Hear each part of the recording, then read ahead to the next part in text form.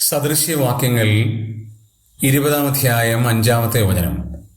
മനുഷ്യന്റെ ഹൃദയത്തിലെ ആലോചന ആഴമുള്ള വെള്ളം, വിവേകമുള്ള പുരുഷനോ അത് കോരിയെടുക്കും.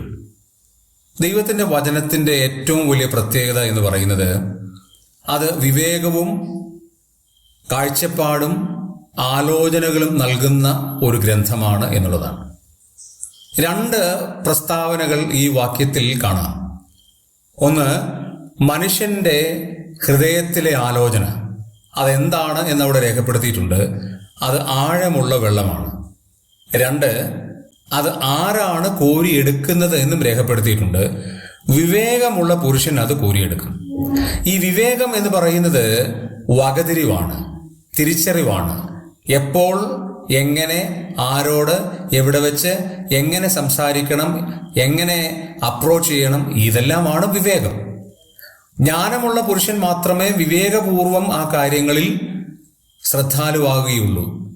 എല്ലാവർക്കും ഒരുപക്ഷെ ജ്ഞാനം ഉണ്ടാകാം, പക്ഷെ വിവേകം എല്ലാവർക്കും ഉണ്ടാകണം എന്നില്ല. ആ വിവേകമുള്ള പുരുഷൻ ഹൃദയത്തിന്റെ ആലോചനകൾ മറ്റുള്ളവരിൽ നിന്ന് നേടിയെടുക്കുകയും അത് അനേകർക്ക് പ്രയോജനീഭവിക്കുവാൻ കാരണമായി തീരുകയും ചെയ്യും.